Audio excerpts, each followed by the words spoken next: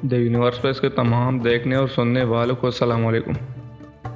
ناظرین کرامی، مولانا جلال الدین رومی آپ رحمۃ اللہ علیہ کا نام محمد لقب جلال الدین اور عربیت مولانا رومی ہے۔ آپ رحمۃ اللہ علیہ اسلام بلخ کے رہنے والے تھے جو آج کل افغانستان کا حصہ ہے۔ مولانا جلال الدین رومی 6 ربیع الاول 604 ہجری کے مطابق 30 ستمبر 1207 عیسوی کو بلخ میں پیدا ہوئے۔ آپ کے دادا حسین بن احمد حتویبی بڑے صاحب علم اور فاضل شخص تھے۔ آپ کے والد مولانا بہاؤالدین بھی بڑے عالم تھے اور سلطان علماء کہلاتے تھے۔ مولانا رومی جس زمانے میں اس دنیا میں تشریف لائے، یہ وہ دور تھا جب اسلام شمالی افریقہ تک پھیل چکا تھا اور مسلمان یورپ کے دروازے پر دستک دے رہے تھے۔ برصغیر پاک و ہند میں شہاب الدین غوری کی اسلامی حکومت قائم ہو چکی تھی۔ اسلام کی ثقافتی اثرات دنیا کے بڑے بڑے حصے میں پھیل چکے تھے، لیکن اسلام دشمنوں نے مسلمانوں کی عقائد کی بحثوں میں الجھا رکھا تھا، اور یہی وہ دور تھا جب مغربی طرف سے صلیبی فوجیں الغار کر رہی تھی اور مشرق کی طرف سے تاتاری سیلاب امڑ رہا تھا۔ لیکن امت مسلمہ پر یہ اللہ کا خاص کرم تھا کہ اس نے مسلمانوں کو مولانا جلال الدین رومی جیسے ہستی عطا کی، جنہوں نے اصلاح و تربیت کا کٹھن کام اس خوبی سے انجام دیا کہ اللہ کے فضل و کرم سے اس صدی کے آخری حصے میں اسلام کے دشمن اسلام کے نام و لیوا بن گئے۔ تاتاری حکمران برقع خان نے اسلام قبول کر لیا۔ مولانا بہاؤالدین محمد کی پیدائش سے چند سال قبل ہو چکا تھا، لیکن امام صاحب نے فلسفے کے نظام پر بے خوفی کے ساتھ جو عالمانہ تنقید کی تھی، اس کے اثرات ابھی تک بڑے نمایاں تھے۔ چنانچہ مولانا رومی نے جب ہوش سنبھالا تو ان کے گھرانے میں امام غزالی کا چرچا تھا۔ یہ ایک علم پرور گھرانہ تھا جس پر صوفیانہ رنگ غالب تھا۔ چنانچہ ایسی ماحول میں مولانا رومی کی حضری صلاحیتوں کو بھرپور جلا ملا اور ان کی پاکیزہ سیرت کی گوہر اور زیادہ نکھر گئے۔ یہ عہد تھا جب بچوں کو قرآن کریم اور حدیث کا مطالعہ کروایا جاتا تھا۔ اس کے علاوہ حساب، منطق، سیاست اور فلسفہ اخلاق کی تعلیم بھی دی جاتی تھی۔ مولانا بہاؤالدین کو اپنے ہونہار فرزند کی تعلیم و تربیت کا بڑا خیال تھا، اس لیے انہوں نے اپنے ایک مرید سید برہان الدین محبب ترمیزی کو اپنے بیٹے کی یہ تعلیم مقرر فرمائی۔ آپ نے بڑی محبت کے ساتھ اپنے لائق شاگرد کو 5 سال تک تعلیم دی۔ اس کے بعد حالات کچھ ایسے ہوئے کہ مولانا بہاؤالدین کو 610 ہجری میں بلخ کی سکونت ترک کرنی پڑی۔ اس کی وجوہات مختلف فراہین نے مختلف طریقوں سے بیان کی ہے، لیکن اصل وجہ یہی تھا کہ آپ کو اس علاقے پر منگولوں کے حملے کا اندیشہ تھا، اور آپ نے اس علاقے کے حکمران محمد شاہ کو خبردار بھی کر دیا تھا۔ مولانا بہاؤالدین اپنے اہل خانہ کے ساتھ بلخ سے روانہ ہو گئے۔ راستے میں اب جس شہر سے بھی گزرتے، آپ کا پرجوش اور خیر مقدم استقبال ہوتا۔ نشاپور پہنچنے پر آپ مشہور بزرگ خواجہ فرید الدین سے آپ کی ملاقات ہوئی۔ خواجہ صاحب نے ننھی جلال الدین کو دیکھا تو آپ کے والد مولانا بہاؤالدین سے کہا، اس جوہر قابل سے غافل نہ ہونا۔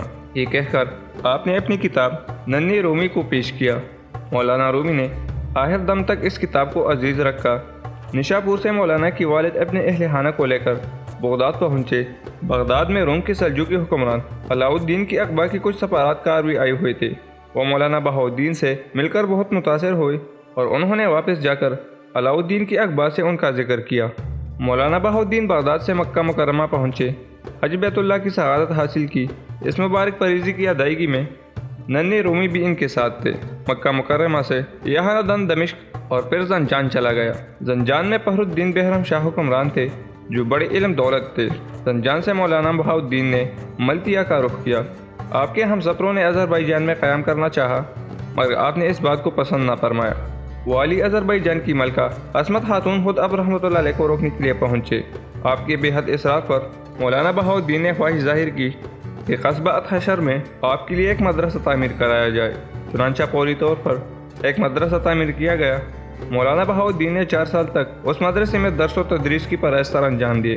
آذربائیجان کی والی ملکہ فخر الدین اور ملکہ عظمت خاتون کے انتقال کے بعد مولانا بہاؤالدین لارندہ چلے آئے۔ یہاں بھی ایک مدرسہ تعمیر کیا گیا اور مولانا بہاؤالدین نے 7 سال تک یہاں تعلیم دی۔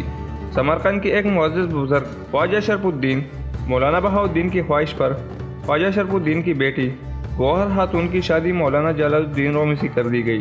اس وقت مولانا کی عمر 17 یا 18 سال تھی۔ 632 ہجری میں مولانا کی پہلی فرزند عرشی سلطان پیدا ہوئی۔